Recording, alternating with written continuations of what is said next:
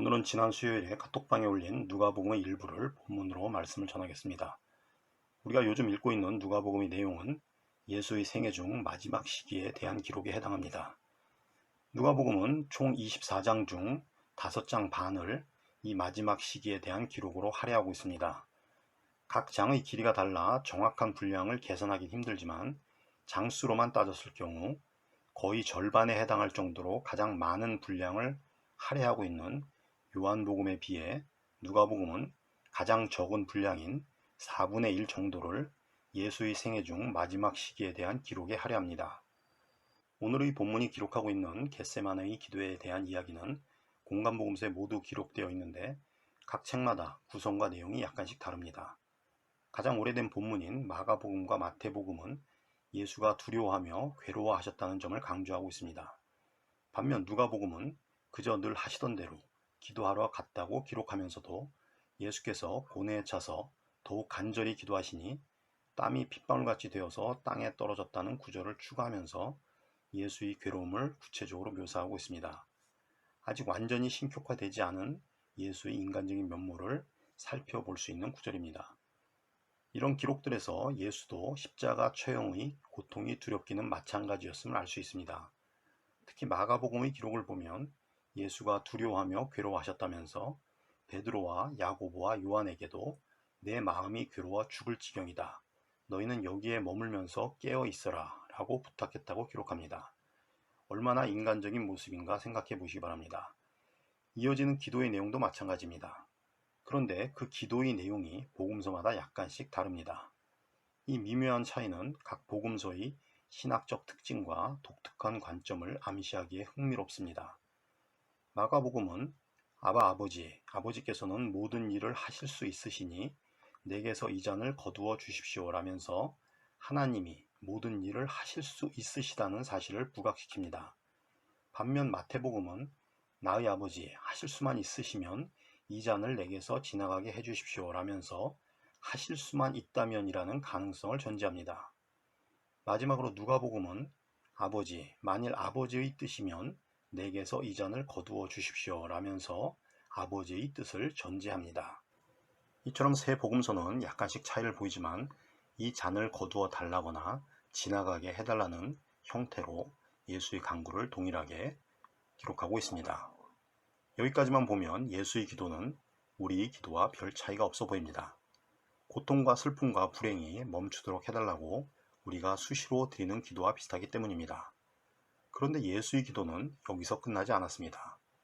만약 예수의 기도가 여기서 끝났다면 우리가 예수를 스승으로 모실 이유가 한 가지 없어졌을 수도 있습니다. 기도의 앞부분에서 약간씩 차이를 보인 공간복음서는 뒷부분에서는 완벽하게 일치합니다. 바로 그러나 내 뜻대로 마시고 아버지 뜻대로 하십시오 라는 것이 예수가 드린 기도의 결론이라는 것입니다. 저는 바로 이 기도의 정신이, 이 기도의 결론이 예수를 위대한 스승으로 만들었다고 믿습니다. 모두가 두려워하는 고통, 누구나 피하고 싶은 고난, 그 지점에서 자신의 뜻을 앞세우지 않고 하나님의 뜻을 따르겠다고 결단한 순간 예수는 이미 부활한 것이나 다름없습니다.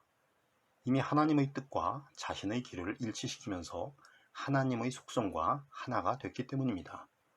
그런데 예수의 이 짧은 기도는 예수를 믿는다는 수많은 기독교인들의 기도와 상반됩니다. 아마 많은 기독교인들은 하나님 뜻대로 하지 말고 내 뜻대로 해달라고 기도하는 경우가 많을 것입니다. 그리고 자신의 뜻대로 기도가 응답되면 좋아하고 그렇지 않으면 실망할 것입니다. 이런 태도는 하나님의 뜻에는 관심이 없고 알려고도 하지 않으면서 하나님이 자신의 기도를 들어주기를 바라는 매우 이기적인 마음에서 비롯됩니다. 그런 사람들은 기도에 대한 여러 가지 가르침, 즉 두 사람이 땅에서 합심하여 무슨 일이든지 구하면 하늘에 계신 내 아버지께서 그들에게 이루어 주실 것이다 라든가 너희에게 겨자씨 한 알만한 믿음이라도 있으면 이 산더러 여기에서 저기로 옮겨가라 하면 그대로 될 것이요 너희가 못할 일이 없을 것이다 라는 구절을 금과 옥조처럼 여깁니다. 그러나 언제나 그렇듯 성경 구절을 문자 그대로 이해하는 일은 매우 위험합니다. 게다가 우리가 간절히 기도하기만 하면 모든 기도가 응답될 것이라는 생각은 사실 우리를 엄청나게 교만하게 만들 수 있는 함정임을 기억해야 합니다. 하나님의 뜻과 상반되는 우리의 기도는 이루어져서도 안 되고 이루어질 수도 없다는 사실을 기억해야 하기 때문입니다. 그리고 우리가 하나님이 아닌 이상 우리의 기도가 언제나 하나님의 뜻과 일치될 수 없다는 사실도 깨달아야 합니다. 그래서 응답된 기도와 더불어 응답되지 않은 기도에도 감사해야 하는 것입니다. 몇 년 전 프란치스코 교황은 새로 임명된 주교 130명에게 보내는 서한을 통해 성령을 길들이려고 하지 말라라고 권면했습니다. 성령을 길들인다는 것이 무슨 말일까요? 성령이 나의 뜻대로, 나의 기도대로 움직이기를 바라는 일입니다. 자식을 키울 때 말을 잘 들으면 좋아하는 부모처럼 우리 역시 우리 기도대로 성령이 움직이기를 바랍니다. 그리고 성령이 내 뜻대로 움직이면 기도가 이루어졌다고 하나님께서 나의 기도를 들어주셨다고 좋아합니다. 왜 그럴까요? 하나님의 뜻이 아니라 내 뜻이 중요하기 때문입니다. 하나님의 뜻이 아니라 내 뜻이 더 중요하기 때문에 기도를 통해 성령, 더 나아가 하나님을 길들이려는 것입니다. 그런데 예수는 내 뜻대로 하지 마시고 아버지의 뜻대로 하십시오 라고 기도하셨습니다. 자신의 뜻이 아니라 하나님의 뜻을 더 중시했던 것입니다.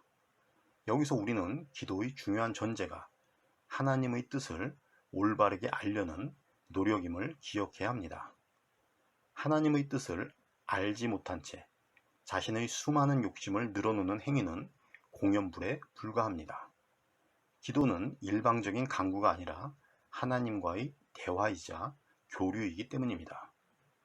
자신의 감정과 원하는 바를 솔직하게 드러내는 고백임과 동시에 그에 대한 하나님의 뜻이 무엇인가를 깨닫기 위해 노력하는 영적인 교류가 올바른 기도의 정신이자 가치입니다. 그럼에도 많은 신앙인들이 빚쟁이가 빌려준 돈 청구하듯이 필요한 것들을 무작정 읊어대고 그것이 이루어지길 바랍니다. 그런 태도가 바로 성령을 길들이려는 잘못된 모습인 것입니다. 프란치스코 교황은 성령을 길들이려고 하지 말라는 권면에 이어 성령께서 여러분의 삶을 끊임없이 뒤집어 놓도록 그냥 맡겨두라 라는 말을 덧붙입니다. 우리가 성령을 길들이는 것이 아니라 성령이 우리를 길들이도록 하라는 것입니다. 그러기 위해서는 아집, 욕심, 애고 등을 포함하는 내 뜻을 내려놓아야 합니다.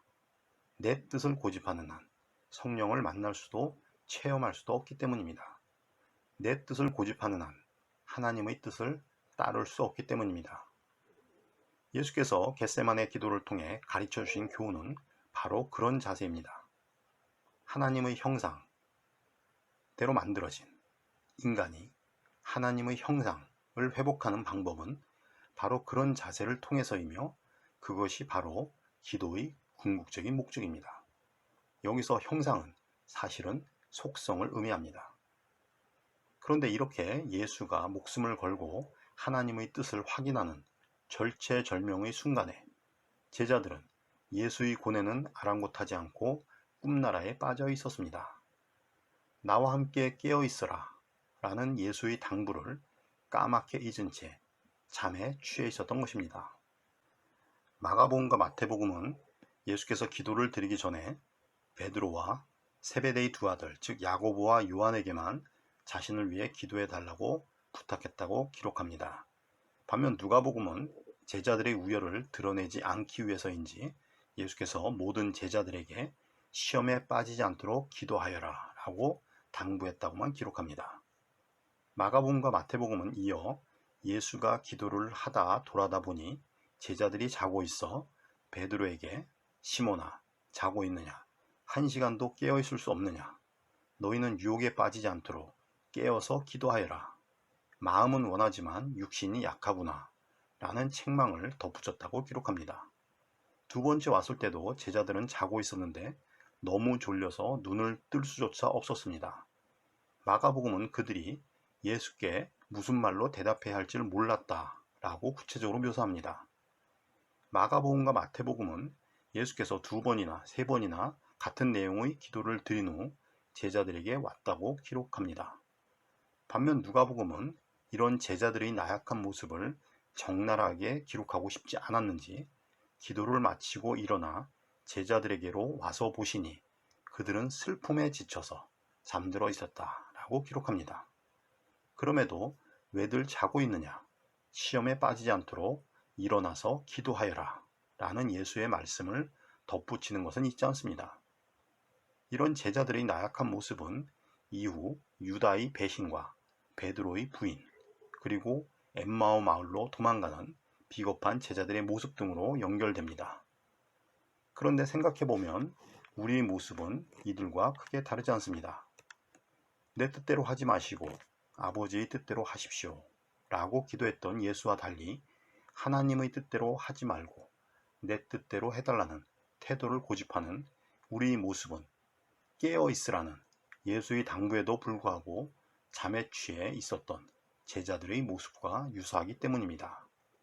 어쩌면 예수의 절절한 기도와 달리 제자들은 우리처럼 하나님의 뜻보다 자신의 뜻을 내세우는 기도를 하고 있었는지도 모릅니다. 그런 상태를 잠에 취해 있었다고 기록했을 수도 있는 일입니다. 어느 쪽이든 예수의 뜻이나 바람과 상반되는 것임은 분명합니다. 우리는 육체적으로 뿐만 아니라 영적으로 마찬가지로 깨어 있어야 합니다. 그 깨어 있음을 상징적으로 보여주는 기준은 내 뜻과 하나님의 뜻 중 어느 쪽을 우선시하는가일 것입니다. 우리 삶과 신앙이 내 뜻을 고집하기보다 하나님의 뜻을 우선시할 수 있기를 간절히 바랍니다. 예수께서 2000년 전 십자가에 달려 돌아가시기 전 겟세마네 동산에서 땀이 핏방울같이 될 정도로 기도하셨던 것처럼 하나님의 뜻이 무엇인지를 간절히 알려고 노력하고 우리가 깨달은 하나님의 뜻을 따라서 살려고 노력하시기를 간절히 바랍니다. 그래서 십자가의 길조차 마다하지 않고 걸어갈 수 있기를 간절히 바랍니다. 그래야 부활과 영생의 기쁨을 온전히 맛볼 수 있게 된다는 사실을 또한 기억하시기 바랍니다. 이상으로 설교를 마치고 자신의 뜻이 아니라 하나님의 뜻을 우선시 하셨던 예수의 겟세마네 기도를 생각하시면서 우리 기도는 과연 어떠해야 하는지를 생각하는 마음으로 1분 동안 침묵으로 기도하시기 바랍니다.